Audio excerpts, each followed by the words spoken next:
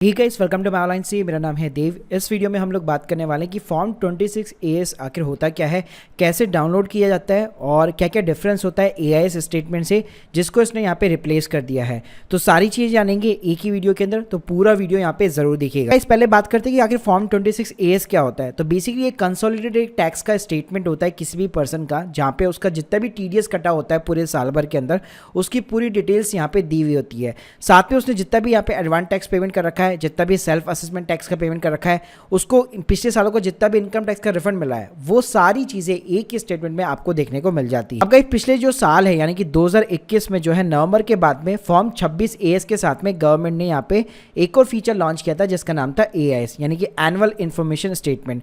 तो देखिए, जो एनुअल इन्फॉर्मेशन स्टेटमेंट था उसमें बेसिकली अपग्रेडेड वर्जन था कि वो फॉर्म जो 26 एएस है, पहले उसके अंदर केवल आपका टीडीएस और आपका जो सेल्फ असेसमेंट टैक्स वगैरह वही चीजें दिखती थी, लेकिन एआईएस के अंदर अब वो सारी चीजें दिखने लग गई जिसके अंदर टीडीएस आपका नहीं कटा हुआ, फिर भी आपने कोई ना कोई ट्रांजैक्शन यहाँ पे कर रखी है और गवर्नमेंट आपके पैन कार्ड को यहाँ पे रिकॉर्ड कर रहा है। जैसे कि मान लीजिए आपने कोई भी म्यूचुअल फंड्स को बाई किया, कोई भी शेयर को बाई किया, सेल आउट किया, कोई भी प्रॉपर्टी वगैरह सेल आउट किया आपने, या आपका बैंक का जितना भी इंटरेस्ट सेविंग अकाउंट का एफडी के साथ में जितना भी इंटरेस्ट है, फिर चाहे उसके ऊपर टीडीएस कटाओ नहीं कटाओ उससे कोई मतलब नहीं है। तो गाइस, एआईएस केवल उसका एक अपग्रेडेड यहाँ पे वर्जन था। वैसे एआईएस के ऊपर अगर आप अधिक जानकारी चाहते हैं, मैंने आपको वीडियो यहाँ पे ऑलरेडी मैंने डिस्क्रिप्शन बॉक्स में आपको प्रोवाइड कर दूंगा, जहां पे जाकर आप लोग चेकआउट कर सकते हैं कि 2223 का यहाँ पे कैसे चेकआउट करना है एआईएस। तो इस वीडियो के अंदर 26 एएस की हम लोग इंपॉर्टेंस जानेंगे, क्योंकि अभी भी एआईएस को लॉन्च करने के बाद भी 26 एएस ऐसा नहीं है कि बस ठीक है इसको तो आप छोड़ दो। जब भी आप इनकम टैक्स रिटर्न फाइल करोगे तो 26 एएस देखना भी यहाँ पे कंपलसरी है, उसकी इंपॉर्टेंस जो है यहाँ पे कभी भी खत्म नहीं होने वाली। अब बात करते हैं कि 26 एएस आपको यहाँ पे जो है डाउनलोड कैसे करना है। तो देखिए, मैं सिंपली यहाँ पे आपको दो तरीके सिखाऊंगा। एक ऑफिशियल पोर्टल के थ्रू है यानी कि इनकम टैक्स का ऑफिशियल पोर्टल।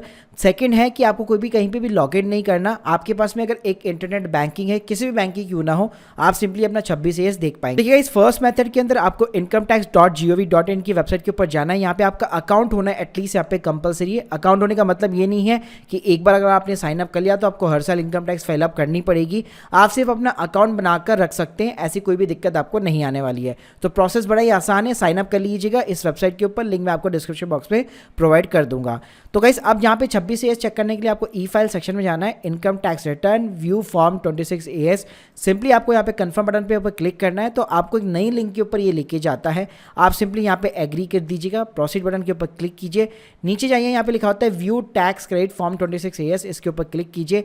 अब आपसे पूछते हैं असेसमेंट ईयर। तो देखिए, जो भी आपका असेसमेंट ईयर हो, जैसे कि मान लीजिए 22 हो, 23 हो गया लेटेस्ट, और व्यू एज, तो आपको दो ऑप्शन मिलेंगे, एचटीएमएल और टेक्स्ट। तो हमेशा आपको एचटीएमएल करना है और व्यू एंड डाउनलोड के ऊपर आपको सिंपली क्लिक करना है। सो गाइस, आप यहाँ पे देख सकते हैं आपका जितना भी टीडीएस कटा होगा, जिस भी आपका जो भी एक्टिविटी होगी जहाँ पे भी आपका टीडीएस कटा है, आपको कितना टोटल पेमेंट मिला है, उसके अगेंस्ट में आपका कितना टीडीएस वगैरह कटा है, वो सारी चीज़ें यहाँ पे आपको मिल जाती है। तो यहाँ पे आपको पार्टी का नाम मिल जाता है, किस पार्टी ने आपका टीडीएस कटा हुआ है, उस पार्टी का टेन नंबर क्या है, कितना अमाउंट उस पार्टी ने आपको पे किया है, और उसके आगे इसमें आपका कितना यहाँ पे टीडीएस जो है डिडक्ट होकर यहाँ पे जो है गवर्नमेंट को जमा हो रखा है। कई बार गाइस क्या होता है कि हमारा जैसे टीडीएस यहाँ पे डिडक्ट कर लिया जाता है, लेकिन उस पार्टी का नाम यहाँ पे आपको दिखाई नहीं देता है। जैसे अभी मैं एग्जांपल की बात करूं तो अभी जैसे कई एम्प्लॉइज को यहाँ पे अपना जो फॉर्म 16 है वो यहाँ पे इशू नहीं हो रखा, क्योंकि जो टीडीएस रिटर्न की लास्ट डेट है वो 31 मई है।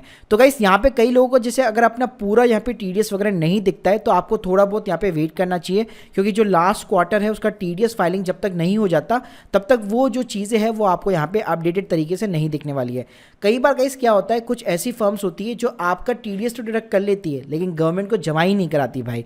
तो गाइस, वो चीज़ें आपको यहाँ पे नहीं दिखाई देगी, तो उस केस में आपको कंप्लेन जो है दर्ज करानी चाहिए कि मेरा ये फलाना एम्प्लॉयर है, इससे मेरा टीडीएस कटा हुआ है और भाई मेरे 26 एएस में वो चीज़ नहीं दिख रही है। साथ में अपने एम्प्लॉयर के साथ में भी ये चीज़ कंफर्म करनी चाहिए कि आपने मेरा टीडीएस कटा था, वो अभी तक मुझे अपने 26 एएस के अंदर नहीं दिख रहा है। इसका मतलब क्या है कि जब तक वो गवर्नमेंट को आपके पैन कार्ड के अगेंस्ट में आपका टीडीएस जमा नहीं कराएगा तब तक वो चीज़ आपको यहाँ पे 26 एएस के अंदर नहीं दिखने वाली। अब गाइस, अगर आपको इस स्टेटमेंट को डाउनलोड करना पड़ेगा तो आपको यहाँ पे सिंपली एक्सपोर्ट एज पीडीएफ का भी ऑप्शन मिल जाता है। इसके ऊपर आप जैसे क्लिक करेंगे आपका पूरा जो स्टेटमेंट होगा वो एज ए पीडीएफ यहाँ पे डाउनलोड हो जाता है। ये कोई भी पासवर्ड प्रोटेक्शन पीडीएफ नहीं होगा, इजीली आप कहीं पे भी इसको कोई भी पीडीएफ एप्लीकेशन के अंदर ओपन कर सकते हैं। गाइस, मैं बताऊंगा आपको दूसरा तरीका जहां पे आपको कहीं पे भी लॉगिन करने की जरूरत नहीं है, कहीं पे भी इनकम टैक्स पे भी अकाउंट बनाने की जरूरत नहीं है, फिर भी आप अपना 26 एएस जो है कभी भी चेकआउट कर सकते हैं। तो उसके लिए गाइस आपको सिंपली क्या करना है, अपनी इंटरनेट बैंकिंग के अंदर लॉगिन करना है। बस यहाँ पे एक शर्त तो ये है कि आपका जो पैन कार्ड नंबर है हमारे आपके बैंक अकाउंट के अंदर एटलीस्ट अपडेट होना चाहिए।